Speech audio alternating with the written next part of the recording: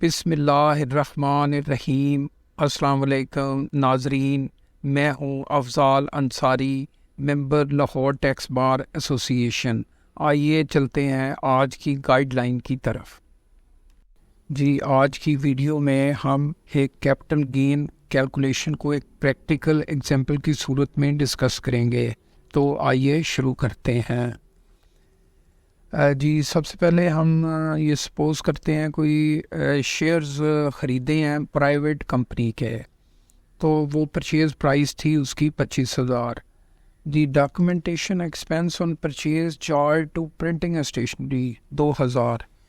ये यानी शेयर ख़रीदे थे 2,000 रुपये हमने उसके ऊपर ख़र्चा किया, लेकिन वो हमने चार्ज कर दिए प्रिंटिंग एंड स्टेशनरी को।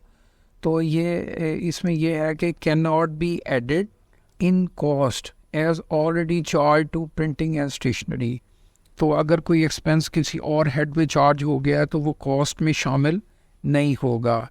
जी, इसके बाद हम देखते हैं कि commission paid relevant to sale of some personal goods 1,500 रुपये था, तो ये भी कॉस्ट में इसकी शामिल नहीं हो सकता क्योंकि ये वायलेशन ऑफ सेक्शन 21 है।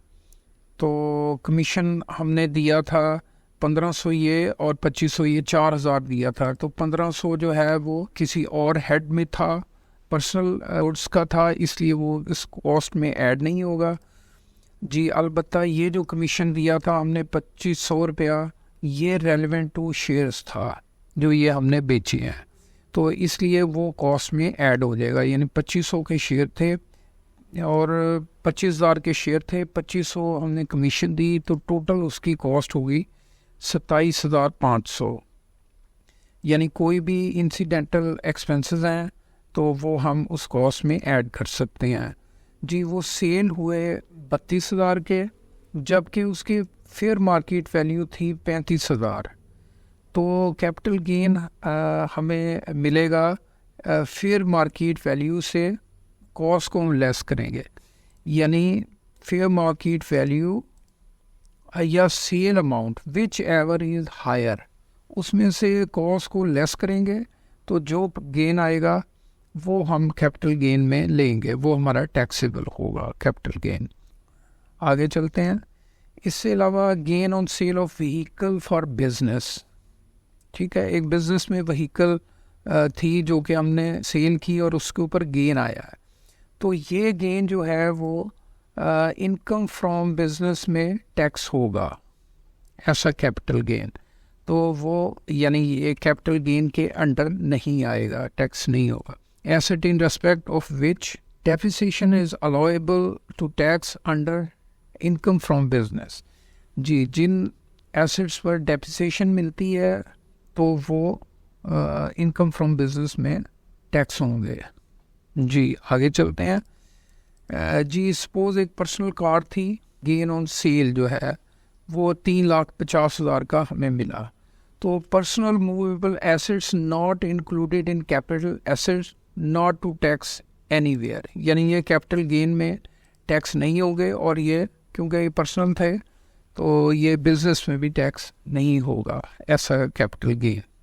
इसके बाद हम देखते हैं ज्वेलरी भी ये बड़ा इम्पोर्टेंट है क्लॉज, क्योंकि आमतौर पे ये समझा जाता है जी ये पर्सनल एसेट होता है तो इसके ऊपर कैपिटल गेन टैक्स नहीं होगा, जबकि ऐसा नहीं है, क्योंकि ये उस कैपिटल जो एग्जेम्पशन है उसमें से ये निकाल दिया गया है।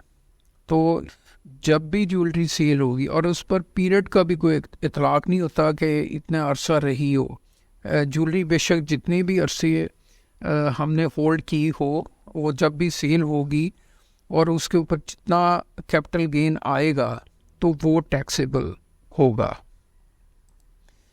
जी, उसके बाद एक हाउस था जो कि हमने 1 साल बाद फ़रोख्त कर दिया, तो उसके ऊपर जो भी कैपिटल गेन आएगा वो कैपिटल गेन के जो रेट्स हैं मुख्तलिफ, तो 1 से 2 साल के दरमियान जो है वो 10% होता है, तो 10% के हिसाब से ये टैक्स होगा। जी, इसके बाद हम देखते हैं कि सेल ऑफ इनहेरिटेड और gifted property within 1 year, no tax on transfer. जी, उसके ऊपर यानी कोई कैपिटल गेन नहीं होगा क्योंकि ये इनहेरिटेड प्रॉपर्टी है अंडर सेक्शन 79(1)(b). तो इसमें हम ये देख सकते हैं जब हमें गिफ्ट हुआ था या इनहेरिट हुआ था तब कोई टैक्स नहीं होगा, कोई कैपिटल गेन उस पर कैपिटल गेन होगा लेकिन वो उस पर टैक्स नहीं होगा। जी, अब हम ये सिचुएशन को देखते हैं कि ये कुछ अर्से बाद हमने ये इनहेरिटेड प्रॉपर्टी सेल कर दी। तो कॉस्ट ऑफ फादर वाज ये 8,25,000 थी, क्योंकि सेक्शन 79(3)(b) में जो ट्रांसफेरर की कॉस्ट होगी वही ट्रांसफेरी की कॉस्ट बन जाएगी। तो उसके बाद एक डॉक्यूमेंटेशन चार्जेस थे, वो हमने 40,200 पे किए। तो टोटल कॉस्ट जो ट्रांसफेरी की थी वो 8,65,200 हो गई। तो सेल हुई है ये प्रॉपर्टी 42,61,000। जी, कैपिटल गेन आ गया 33,95,000। तो ये इस सूरत में क्योंकि विद इन 1 ईयर ये सेल हुई तो 15% के हिसाब से इस कैपिटल गेन की टैक्सेशन होगी। ऐसी प्रॉपर्टी जो कि इनहेरिटेड थी और वो जो ट्रांसफेरी था उसने फिर विद इन 1 ईयर वो सेल कर दी, ये उसकी एग्जांपल है। जी, अब हम देखते हैं कि सपोज़ एक रेजिडेंशियल हाउस था, तो वो परचेज़ कॉस्ट उसकी 6,40,300 थी और सेल हुआ वो 42,67,000 का। तो कैपिटल गेन आ गया 36,26,700। तो ये एग्जाम्प्ट होगा class 114 AA part 1 of second schedule के तहत। जी, उम्मीद है आपको हमारी ये वीडियो पसंद आई होगी। आपसे गुजारिश है कि इस वीडियो को लाइक और शेयर कर दें और हमारे चैनल को अभी तक आपने अगर सब्सक्राइब नहीं किया तो सब्सक्राइब भी कर दें। आपका बहुत शुक्रिया।